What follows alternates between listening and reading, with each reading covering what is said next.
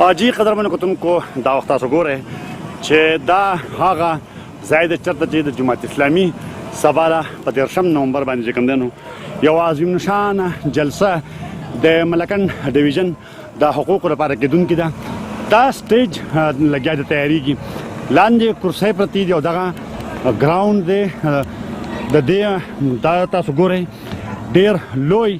تیاری روان دی، ډېر لوی ګراوند دی. کرسۍ هلته هم پرتې دي، کرسۍ چې کوم دی هغه دلته هم پرتې دي. دغه شان که موږ بیا هغه طرف ته وګورو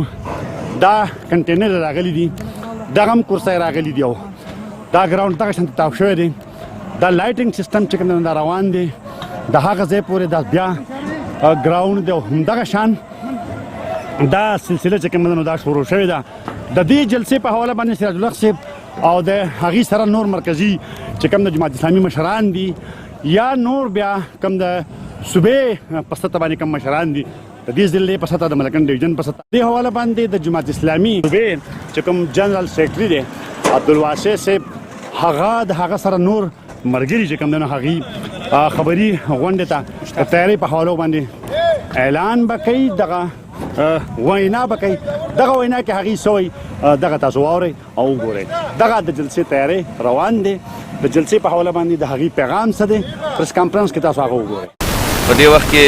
زما سره صهیب الدین کاکا خیل صاحب دی کوم چې د جے آی یو د خیبر پښتونخوا د جماعت اسلامي صدر دی، مولانا هدایت الله صاحب دی،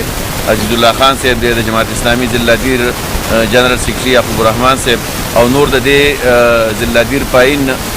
چې کوم د جماعت اسلامي قیادت دی هغې موجود دي. څنګه چې تاسو ته پته ده د تېر دوه نیمو کالو نه جماعت اسلامي په ملکن ډیویژن کې د ملکن ډیویژن د حقوقو دپاره تحریک چلی او په دې تحریک کې د ټولو نه لومبۍ چې کومه خبره موږ راوچته کړې وه هغه د ټکسونو مسله ده. هر 15 کاله پس یا هر 10 کاله پس د ملکن ډیویژن د ټکس مسله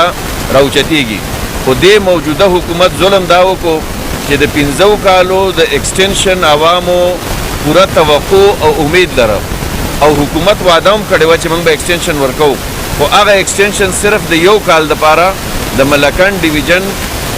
عوامو ته د یو کال ایکسټینشن د ټکس نه میلاو شو. د ټولو نه لویه ایشو لویه مسله د ملکن ډیویژن دپاره دا ده. ملکن ډیویژن کې بېروزګاري ده، ملکن ډیویژن د اپریشن نه متاثره دی. د ملکن ډیویژن خلکو د پاکستان د امن و امان دپاره ډېرې قربانۍ ورکړي دي. د دې وجې نه دا ضروري خبره ده چې د ملکن ډیویژن عوامو ته په ټکس کې د ریلیف په صورت کې دې خلکو ته چوټ میلاو شي او دې ته ریلیف میلاو شي. دویمه خبره چې کومه ده نو هغه د ملکن ډیویژن د جنګلاتو ده. دا موجوده چې کومه فیصله شوې ده چې د ملکن ډیویژن جنګلات د هغې ځمکه چراګاهونه دا به د حکومت ملکیتي، نو دا د ملکن ډیویژن سره یو امتیازي سلوک دی. په نور ملک کې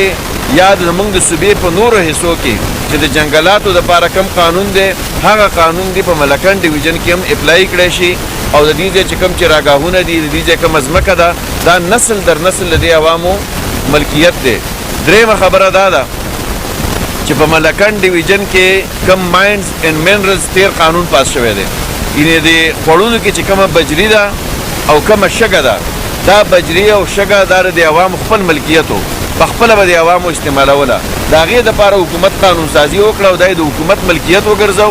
او خلک باقاعده د دې ټیکه اخلي او د هغه ټیکې په بنیاد باندې دلته هغه خپله شګه او بجري خلکو ته اوس په پیسو باندې میلاویږي. د عوامو حق د ماین اینډ منرلز نه ختم کړی شو.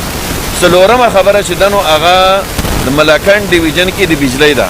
ملکن ډیویژن زموږ د صوبې او د پاکستان هغه ډیویژن دی چېرته چې د اوبو په ذریعه باندې ګرین انرژي د بجلۍ په صورت کې کومه پیدا کېږي دا په پاکستان کې په بل یو ځای کې دومره بجلي نه پیدا کېږي. په دې وجه باندې د دې ملکن ډیویژن کې اوور بیلنګ هم دی او په ملکن ډیویژن کې شدید لوډ شیډنګ هم دی. موږ وایو چې بجلي دلته پیدا کېږي، دلته کې په ملکن ډیویژن کې خپله د اوبو په ذریعه باندې وسایل موجود دي. نو دې ملکن ډیویژن عوامو ته کم از کم د لوډ شیډنګ نه نجات میلاو شي. دغه شانته کې دلته د بېروزګارۍ مسله عامه ده، د امن و امان، بتخوري، ټارګټ کلینګ دا زموږ د دې صوبې کامن مسلې دي. په دې وجه موږ د دې جلسې انعقاد کړی دی. زمونږ صوبایي نگران حکومت چې هغه خپل د نگران هغه ټینور تیر کړی دی او ختم کړی دی، هغې چې کوم د ترقیاتي فنډونو د استعمال لپاره د پوسټینګ او د ټرانسفر په نوم باندې د پیسو اخیستو کوم کار شروع کړی دی په هغې باندې جماعت اسلامي عدالت ته هم تللی ده های کورټ کې موږ هغه چیلنج کړی دي او د عوامو په صورت کې هم موږ د خپل تحریک د دې ځای نه آغاز کوو چې نگران حکومت مراد صرف دا دی چې دوی به د الیکشنه پورې د حکومت دا نظام چلی نوې منصوبې جوړول ترقیاتي فنډونه جاری کول پوسټینګ او ټرانسفر کول او د آینده الیکشن دپاره په عوامو په رای باندې اثر انداز کېدل په هغې کې ګورنر هاوس او صوبایي حکومت چې هغه عملا نگران حکومت په دې وخت کې د پی ډي ایم دی نو د دې ټولو مسایلو د راوچتولو دپاره سبا دلته موږ په دې جلسهګاه کې د چکدرې بایپاس باندې عظیم الشانه جلسه کوو دې جلسې کې به د ملکنډ ډیویژن په لکونو عوام انشاءالله شرکت کوي او دا د ملکنډ ډیویژن نه د صوبې د تاریخ یو عظیم الشانه جلسه به د کوم ځای چې موږ انتخاب کړی دی دلته پولیټیکل پارټۍ د جلسې دپاره سوچ او تصور نشي کولی چې دا په لکونو سکویر فټه ګراوند دی او په دې ګراوند کې به انشاءالله د ټول ملکنډ ډیویژن نه سبا په 30 جولای باندې مازدیګر 6 بجې دلته انشاءالله جلسه کېږي دې جلسې ته به محترم سراج الحق صاحب امیر جماعت اسلامي پاکستان په دې کې مشر میلمۍ او د ملکنډ ډیویژن د حقوقو دپاره به موږ د آینده لایحه عمل اعلان کوو او په ملک کې چې را روان کوم سیاسي صورتحال دی نو محترم سراج الحق صاحب به د هغې په باره کې اعلان کوي زموږ ټول انتظامي کمیټې دلته راغلي دي د 20 کنټینرو نه سیوا زموږ د سټیج کنټینرې دي او یو عظیم الشان سټیج به انشاءالله دلته جوړیږي دلته کرسۍ راغلي دي او هغه د هغې سیټینګ روان دی د جماعت کارکنان موجود دي په ډېر لوی تعداد کې رضاکار راغلي دي هغې د سباني پروګرام دپاره موږ د سیکیورټي یو فل پروف انتظام دلته کړی دی په دې ایریا کې خپل زموږ د سیکیورټي رضاکار راغلي دي دغه شانته کې د دلته چې کومه جلسه کېږي او پروګرام کېږي هغې دپاره د پارکینګ کمیټې جوړې شوي دي د مونځ دپاره د صلات کمیټې جوړې شوي دي او هغه ټول ذمه داران دلته موجود دي نو سبا به انشاءالله په دې ځای باندې په دې وخت باندې دلته کې د ملکنډ ډیویژن د حقوقو دپاره د دې تحریک یو باقاعده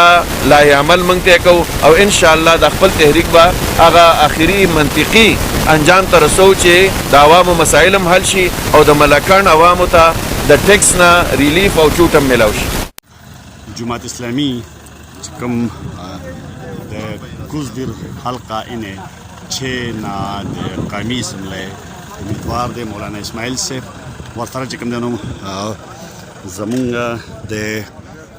امیر ضلع